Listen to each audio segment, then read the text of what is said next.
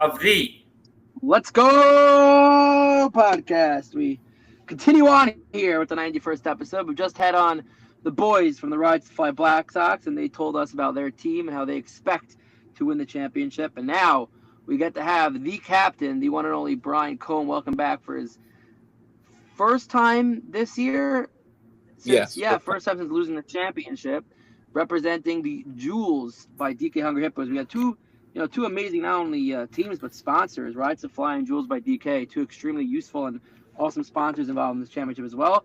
Welcome, Brian. We are excited to have you in the championship after that heartbreaker last year. Not to bring it up too much, but anyways, we're excited to have you on. And David, take it away. All right. Well, the Hungry Hippos get no respect. Let's just start right there. The Hungry Hippos get no respect. I'm going to put out the clip later. Avi predicted a cakewalk for Rides to Fly a few minutes ago. What was your final, Avi? Oh, man. 8-3. 8-3.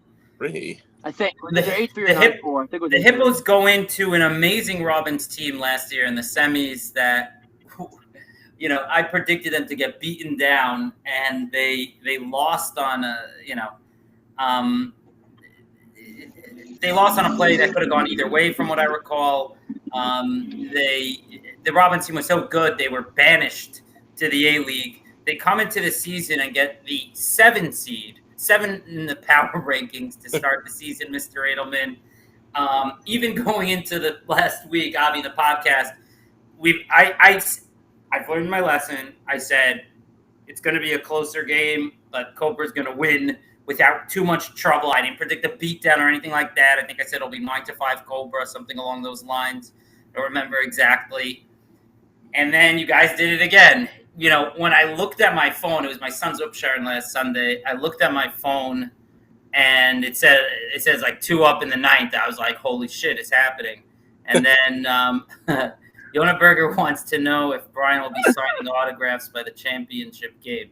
I don't know what that reference is to. But ask Yona. I'll sign. Ask Yona if he's willing to come to the championship game and video it. We'll make sure you get a signed ball from Brian Cohen included. Oh yeah. So Brian, here you are. I think I would say, I know your business is not finished, but I would say, it's sort of like there's like fate involved in this. God wasn't going to let you get to a championship game. I know the fates work weird, especially in the softball and baseball world. You had to really sort of, like an epic, like a Greek epic. You had to really run the gauntlet in order to get into a championship, going up against arguably the best team in the league. Run the gauntlet. And the Gridiron Gauntlet. And winning an epic, exhausting. I can't even imagine what the 14 innings were like. So welcome to the podcast. First of all, W, you could imagine what 14 innings were like.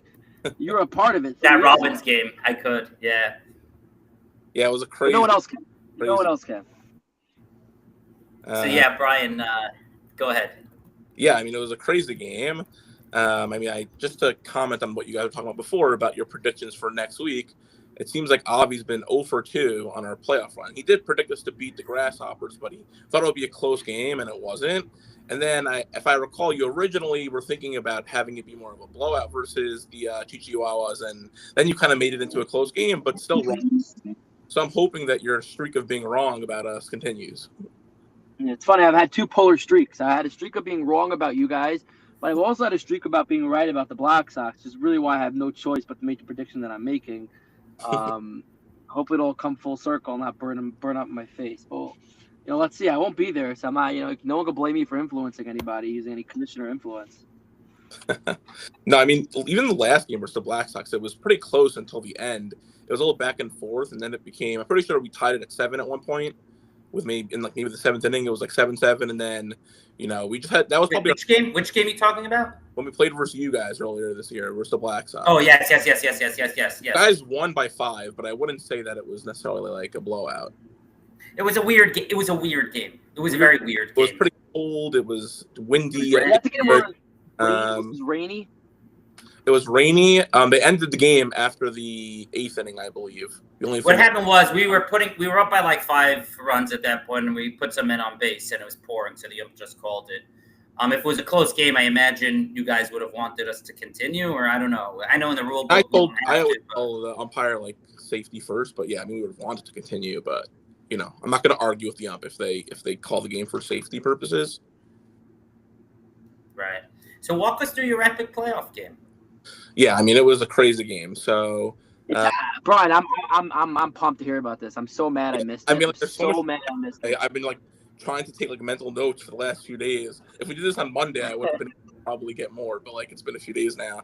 Brian, you're a teacher, really? You're a teacher, and you were taking mental notes. Is that what you tell your students to do in the classroom? Don't worry, What kind of a role model are you?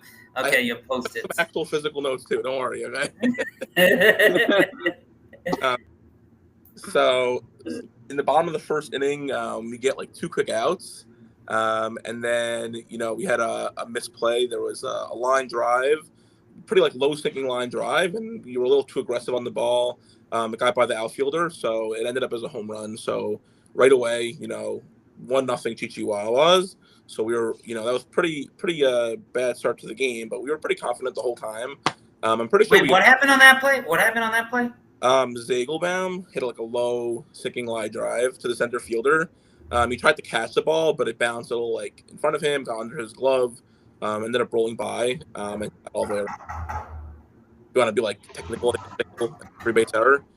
It's a Zagelbaum. I know how he hit it into left field. It was center field. He didn't. He hit it to center. Very nice, Chaim Z. There were 2 Zagelbaums. I think it was. Was it Chaim or Abdi? I was going to ask. Was the taller one or the shorter one? I'm pretty sure it was the shorter one, but I could be. Chaim. That's Chaim. Yeah. I could be wrong. I think it was Chaim. I was looking at the box score before. So we go down 1-0 right away. But then in the second inning, I'm pretty sure the second inning we tied it back up at 1. There weren't really many like base runners on for the first few innings. It was like, they had their home run and then maybe like, one guy on every inning. Sometimes like 1, 2, 3s, and we were struggling the whole game. I mean, in 14 innings, we only had 7 hits. And maybe like credit to Jacob Gelb for that. Only threw like a few walks. It was really a defensive game and like a pitching game. Both pitchers were awesome and making the hitters off balance all game. They ended up putting together a run maybe in like the 5th or the 6th inning on another play that we ended up giving them an extra base that we kind of messed up and ended up leading to a sac fly. And then we ended up putting together our tying run an inning later. So our center fielder, who did make the misplay, was definitely our hitting MVP of the game. He went 3 for 4. He had almost like half our hits. He had a leadoff. Who are you talking about? His name's Jason. So he hit a leadoff triple and then ended up scoring on a ground ball to first base. And so that's how it got to 2-2. And really it was just, a defensive ball game. Both teams were making plays. We turned 2 double plays during the game, which were really big for us. Definitely swung the momentum. By the way, who's playing third and who's playing short in the championship? Speaking of double plays. So, unfortunately for us, fortunately for him, I hope he has a great time. Sammy Miller is going to be in Israel, so he's not going to be there for us. It's a big loss on the left side of the So will Mo Feldman. Maybe this is God's way of even things out. Yeah, they offset. Yeah. So Mo Feldman also being. I'm not really sure who's going to play third and short, but it's probably going to be a combination of Morty Kirsch and Malik Wade. Probably going to be a combination of them. Also, maybe. Who is it normally when you have Kirsch and Miller? What do you guys? Yeah, do? we were wondering that on the last podcast. Third base always. Sammy's always third base. He's a wall. He made every play. Kirsch goes to short or to second? What do you do with Kirsch goes to short, and then Malik played second base. Got it. Yeah. So Sammy and Morty were awesome. They made like every play. Morty. So who turned the double plays? There was a ground ball to Morty. He flipped it to Malik, who fired it to first and got the runner by like half a step. And then there was a line. I was playing short center field for some of the game, for like most of the game, and there was a line drive hit to me, like to my right, arranged over. I guess they didn't think I was going to get there because I'm definitely not the most graceful looking fiander out there. But Brian, stop it. I love watching you lumbering around first base. There was one on second base. I got to the ball, ranging to my right, and then like threw it across my body to second base for the double play. You see, I told you. So, yeah, no, I don't know what happened. I had, like, the best defensive game of my life. And by that, I mean, like, I made, like, 2 plays. So, besides for that one miscue, and that was in the bottom of the first, right? yeah. Did your team make any other mistakes in the field? Yeah, their second run was definitely aided by the fact that one of our players overran the ball in the outfield, and the guy got to second base instead of just being a single. He ended up making it to third base, and then ended up scoring on a sac fly. So that run kind of stopped. I mean, this is real A-League style ball, and we like to see this in the playoffs in the B-League, where the extra base is the difference between victory and losing. That one extra base, that one right fielder. That one mistake. Yeah, that right fielder who's trying to throw out a guy at home on a single when he has no shot, and the single turns into a double and sometimes a triple, Yeah, that's fundamental. That'll cost you the game. Yeah, the fundies. We like games where the fundies, if you screw up the fundies, your team loses. In our game versus the Raw. Go ahead, Brian. Go ahead. Especially at this level of softball. I mean, we're really big on communication, even if it's, not necessarily necessary, but, it's not about, like, anyone's feelings. Like, we're going to yell at you to throw the ball to second base or throw the ball home or whatever the right play is, and just make sure that everyone's on the same page and making the right play. You all have the same goal in mind of winning, so fundamental for sure. Yeah. And then, okay, do you have more notes from the game of things you wanted to point out that are specific? I know I was interrupting you with questions. I mainly wrote down everyone's name and some highlights of some players because I don't honestly know the guy so well. Yusufar Feldberg, his son, I think his name's Aaron or Aaron. He was playing catcher. Aaron, please. This is a very proud right-wing flat show. There are no Aarons. Zach Feldberg does not have any Aarons in the family. Aaron Feldberg was a menace all game. I mean, we were talking about it, during the middle of the game. He was on base every time. He went in such a low-scoring game. He went 4 for 5 and 2 doubles and a walk. So he was a menace all game. He was hitting the ball in, like, the same place every single time, and it was just eating up the fielders. I mean, rocket ground balls and line drives that were, like, getting by. One went, like, off the first baseman's foot. So he was just, like, on base all game, and definitely one of the stars of the game for them. They actually ended up with 13 hits, so we made a lot of plays down the stretch. They got a lot of base runners in, like, the 8th, 9th inning and extra innings. I'm pretty sure they had a runner on third base with 1 out at one point, and they didn't score in extras. We got a pop up in the bottom of the ninth. They had a runner on third and 1 out. The bottom of the ninth, yeah. That was a bad. I'm sure they're, like, thinking about that still. That's a pretty tough one to lose, having that situation. I think it was Eli Sabo came up in a lot of big spots, and just hit into some bad luck. I was all game. Eli Sabo. I love Eli Sabo. Come on. Oh, he's a really great player. I think he'd be the first one to tell you that. Did not he's come playing on my summer team. He's on my one second. He's on my summer Sunday morning team. Oh, he's a great player. Great player. Doesn't make any mistakes in the field. Now, what inning was their second run scored in? They got 1 in the first. I can't recall, and I don't want to open up the box score now because I'm like, yeah. It was in, like, the middle innings. Okay, and then when did you guys score your runs? We scored our run our first run in the second inning, so, like, we responded to the home run, and we also scored, like, an inning maybe after they scored their second run. Like, it was pretty, like, we responded right after they scored each. That's a good sign. So that means you guys went from, like, the 7th until the 14th or even the 6th with no scoring. It was a long time without any runs. Again, it was so much to remember that I could be misremembering. But was this the best softball game of your life?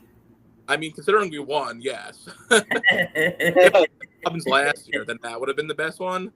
But I mean, this right now is definitely the best. I was actually going to ask that if you would have pulled it off last year and closed it out against the Robins, that would have been a more memory saving, more enjoyable win than this 14 inning win that you had. I mean, Sunday. I think so. I feel like every time I play against the Robins, maybe I just make it up to myself, but I feel like I have this, like, rivalry with Ariel when I'm in the box and he's on the mound. I feel like there's all these mind games going on. We've spoken about the mind games between our battles before. And I know more guys on the Robins. I've played for them before. You're a very strong hitter. I'm curious. I know you were 5th in the league. I think you hit 506 or something like that, or 3rd. I don't remember. I don't think who's keeping track. I don't know. 516. He's like, Brian's like, who's keeping track? He's like, it's actually 506.4. Just don't make a mistake. What kind of mind games with Ariel? Because you're a strong hitter. He's a good pitcher. What's going back and forth? Greg Maddux and Barry Bonds. When it comes to facing Ariel, and definitely like a lot of the top pitchers in the B League too, and even some of the guys I faced in the A League in my life. I feel like a lot of times, a lot of pitchers don't necessarily like throw 3 fast ones in a row. So it's really just kind of a guessing game when they're going to pull the string and try to get that change up. I know Ariel is really good at throwing off batters and changing speeds very subtly. So, it's kind of like, when is he going to throw the slower one that I feel like I can line up better? Especially when pitchers get even behind like 1-0, you're not seeing too many fast ones in a row. Some pitchers, yes, will throw fast ones like all the time. But especially in the B League, you're not necessarily seeing that. Ariel definitely isn't throwing fast ones every single time. He likes to change speeds. So it's really just like a mind game of when is the slow one coming. Got it. And that's what you feast on? You like the softer pitches? I mean, yeah, with a more, I'm like, I stand pretty far back in the box, so I'm ready to line it up and like take my time when the ball's in the air. I'm always ready for the fast one. No, you have guys who much prefer hitting fast pitching. Yeah, I think I'm just more used to the slower ones, being in the Legacy League. I've been playing in the Titan League last years. Maybe I'd be more used to the fast ones by now. But you see, like, definitely slower pitches overall. Yeah, I was gonna say, and I should really take back my question. I don't think it's like, of course, Brian Cohen, if he would have won against the Robins last year, would have been more memorable because now he doesn't have a chance anymore to beat the Robins Sunday morning. They're moved to the Titan League. So unless Brian's bringing the Hippos up to the Titan League anytime soon, his chances of beating the Robins are over. We feel like we're an A-League team, so. Everyone's saying that, by the way. Sach's telling me that he's thinking of bringing the Cobra Rentals to the A-League next year. Brian Cohen's telling me now. A lot of people are telling me we could compete in the A-League, so buckle up, bro. The Robins show they belong in the A-League. They almost made the championship, I believe, right? In the Titan League. Yeah, it was a crazy comeback from them. And we were 5-1 in the 6th inning of a 7-inning game in Game 3. We were one pitch away from beating them last year. We were up 5-4 in the semis last year, and then they had a 2-run double to walk it off. I mean, we were that close to beating them. So if they can make the championship in the Titan League, then there's no reason to think that we couldn't belong. Again, good pitching and good fielding, you could be in any single softball game. Yes. Any type of team. That's the. And even though we had a couple of errors on Sunday, our fielding was amazing. And Asha Ross, I mean, if you pitch 14 innings, you're automatically MVP of the game. So he was incredible. Oh, Craig didn't pitch at all. It was all Asher Ross. So Craig ended up showing up very late to the game. He showed up in like the 9th inning or something like that. So yeah, because he had the other game. So he thought he had another game. It ended up being canceled, but nobody told him. So he ended up coming to our game, but he was very late. So at that point, Asher was feeling it, and me and Shlomo decided that there's no way we can change Ross went pitchers. all 14 innings. Yeah, and shout out to his brother, the third Ross, the forgotten one, Aryeh Ross, for catching 12 of the innings. He was also a hero of the game. Wow. So, and so who's pitching for you next Sunday? Asher Ross, I imagine. I think Craig is going to pitch. We feel like when Craig is there and we can get Asher in the outfield over somebody like me, we're a better team. So the goal is winning. That's what we're going to do. Sandy Berger, our pitcher, just texted me. He said, "All right, got it. Nothing slow Sunday to Brian Cohen." Do it. Let me see those 3 strikes. Let's go. Let's see. I haven't seen one legacy pitcher be able to throw 3 fastballs down in the strike zone. So, sorry, I was laughing at what Sandy wrote. Can you go back to who's pitching Sunday? I think it's going to be Craig. That's the plan. Really? Why?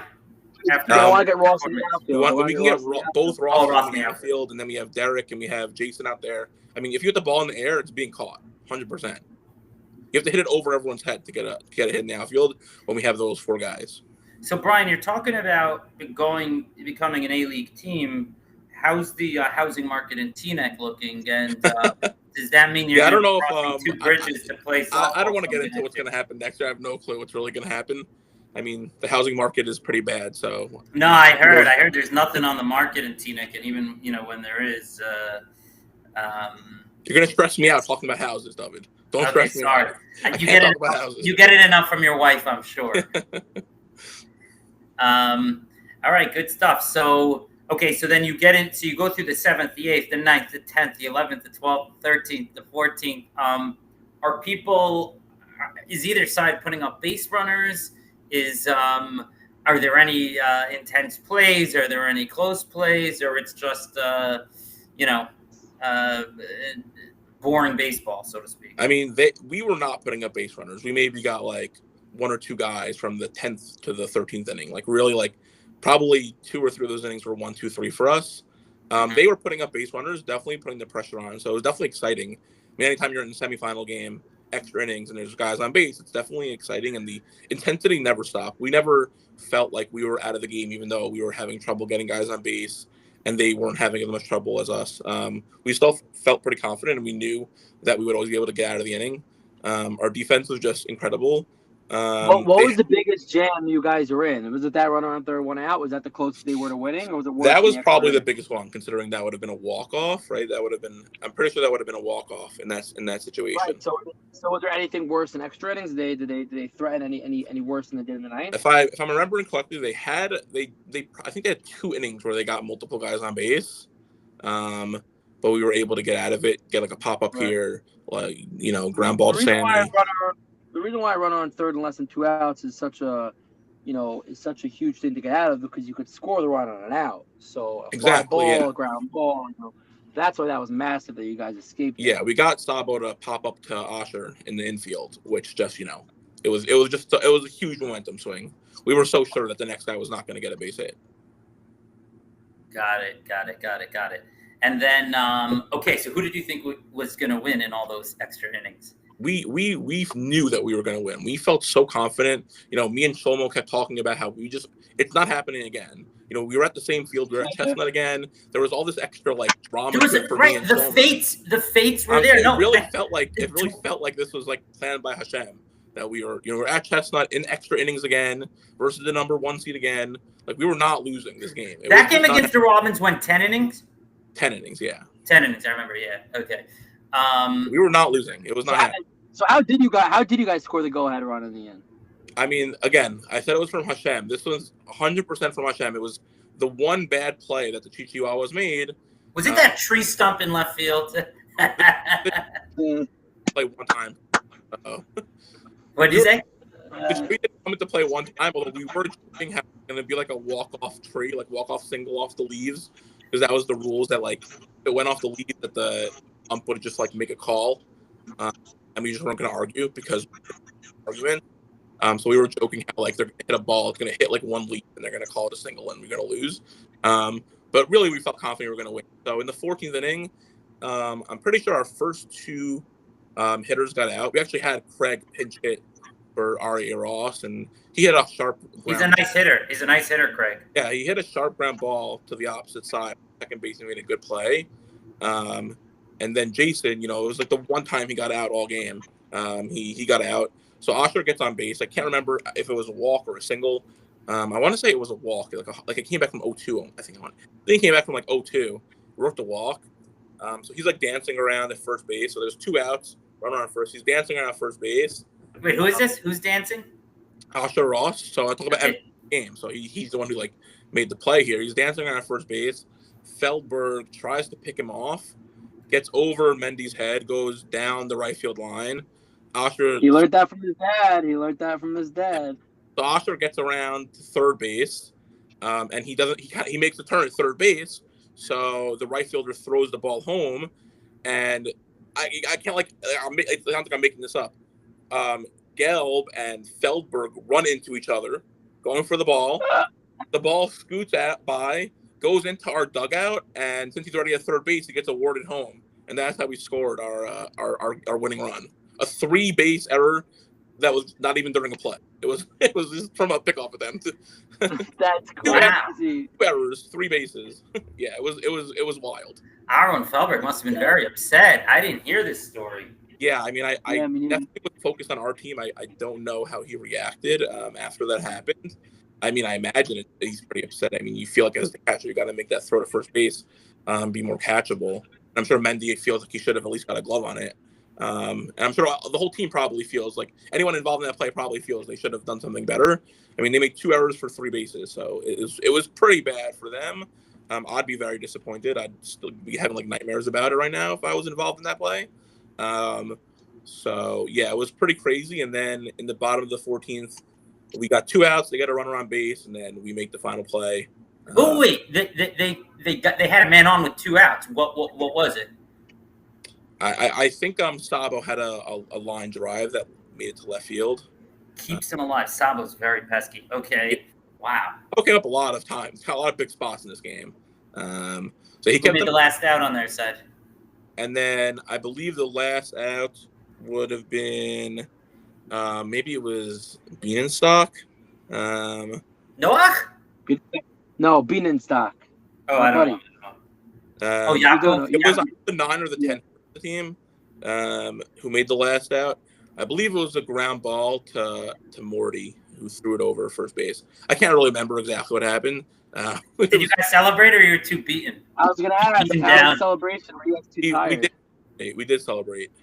I was actually playing catcher in the last inning, so I was focused on the whole field. So it was hard to remember everything that happened. There was so much baseball that was played. All right, we got to wrap in a couple minutes. We got to get to predictions. Someone just texted me that Sabo made the last out, so maybe Gelb was the one who got on base in the last. Jacob Gelb, one of my daddies. But whatever, it doesn't matter. The Black Sox have a little bit of a problem hearing about this whole game. We haven't really played a close game all year. It sounds crazy. You guys love close games. Yeah, close games are very tough. I don't know. I could probably ask Brookler and he would know. I think we either lost or won, I would say, by 3 to 4 runs in almost every single game we played. I need to ask. We certainly didn't have anything that looked like it was approaching extra innings. And our last 2 games against MS Motors, we played in the last game of the season and the playoffs. We're not particularly close. So, obviously I'm going to predict the Black Sox to win because they're my team. Actually, I'm not even going to make should I make a prediction? You always make predictions for your team, right? Yep. All right, Black Sox win. What's that? We know that you think that you're going to win. It's fine. You can right. So I would say Black Sox 5-3. But I would say that we have a big handicap here that we haven't played a close game. I don't think I'm going to ask Bromberg or Brookler to look it over. I don't think we've played a close game all season. So you said Feldman, Mo Feldman's out. Mo Feldman, he's our center fielder, quiet guy, goes about his business. That's a big loss. Yeah, you know him. You know him. While Sammy is a big loss, we have 3 stud infielders, so the left side of our infield is still covered. We can just move Malik over to the left side.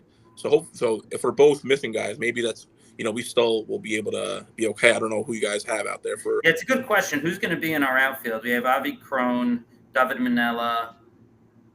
I need to look at the roster to see. I know we're working out who's going to be because I know Rada might be hurt, so there might be an injury replacement. There might be an injury exemption for Rada. Yeah, you have the list of guys. Yeah, it has to be approved by Brian. Have a guy play and it'd be a 10-10. We don't want to win any 10-on-9 game.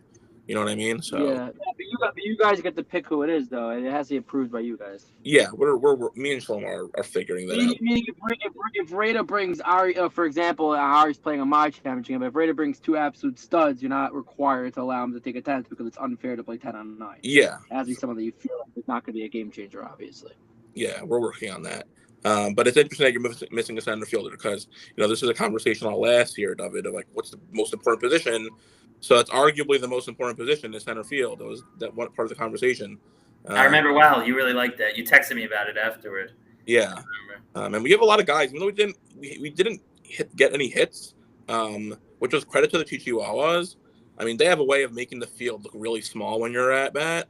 Me and Shlomo were talking about how they move their infielders back and they put their outfielders together. So getting a ground ball through is hard because infielders are back, and then when you hit the ball into the outfield, there's going to be a guy there unless you're hitting it down the line. So they have a really good, their defensive strategy was pretty strong. But even still, I feel pretty confident with our ability to hit, especially up the middle. Sandy told me that our outfield is going to be Manella, Dovey Berger, Ozzie Septimus, and Avi Crone. All very good players, but Mo is just definitely a big hit to us. We have no subs. Everyone's eligible. Okay. Avi Crone, I need to talk to before the game. He has a tendency to try to get the guy at third kind of situation for my field. We don't need to. I'm going to give him a start talking to. I'm going to give him, yeah, he's young. He's a young, talented kid. David, I'll tell you something before we wrap up. I'll tell you, being that I'm going to have my own championship game, I'll be in my own championship. Yeah. The only other guy in that field fit to be giving out the trophies will be David Gottlieb. So I really hope for your sake, David, you're not having to hand out trophies to the team that just beat you guys in the championship. David has to hand us the trophy. Oh, yeah, I'm going to be bringing the trophies to the game. Big smile on your face with the picture of it. Big smile. What's that? When you hand us the trophy, it's a big smile on your face. Yeah, I'm going to have the full enthusiasm, you know? All right, so Avi, before we get to Brian's prediction, Avi, say it to his face. Say it to his face. Say what your prediction is. I as everyone knows, I'm a big believer in Shmuel Rada's constructions of teams. I think he knows what he's doing. I think he's been there before. He's a champion at heart in the Legacy League and the HSL in general, but now in the Legacy League, he broke up into the Legacy and Titan. I've seen the Black Sox play extremely high level softball. I've seen Jules by DK Hungry Hippos do it also, but I've also seen them play extremely poorly. I've seen them play very sloppy. I did have them at 7 going into the season. I had the Rides to Fly Black Sox at 2. And for those reasons combined, I think it might be close in the beginning, but ultimately the experience together with my belief from the beginning of the year and my separation between the Rides to Fly Black Sox at 2, the Jules by DK Hungry Hippos at 7, leads you to my final result being Rides to Fly Black Sox 8 and Jules by DK Hungry Hippos 3. And I think that's how it's going to go. I mean, you're entitled to your opinion, although I would say that preseason power rankings shouldn't be a factor anymore. We're very far removed from preseason power rankings. But again, we the light just turned off. This room is like no motion. Ooh, whatever. Brian after dark. Yeah. We love when Ollie picks against us. It usually leads to a win for us, so we'll take it. All right, Brian, do you have a prediction for us? What do we got from you, Brian? Yeah, we're winning this game 10-0. Easy. 10-0. Mercy after 6. All right, is there a mercy rule in the playoffs, in the champs? There's no mercy 12 rule. After 12. There is 12 after 6. Okay, it goes up a little bit. 12-0. I changed my prediction. 12-0. Yeah.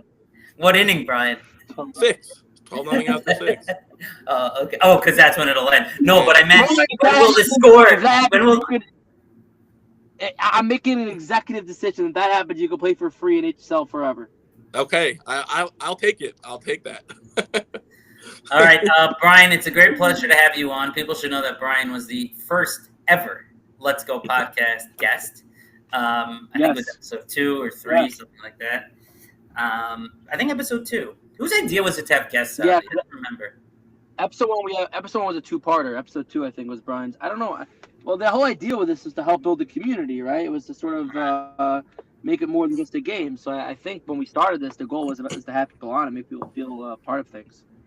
Yeah, thank God it's worked well. Hopefully, Brian, you don't find real estate on the other side of the George Washington Bridge. Well, another reason for you to lose is that if you lose, you'll have unfinished business in the softball fields of Queens and the 5 towns.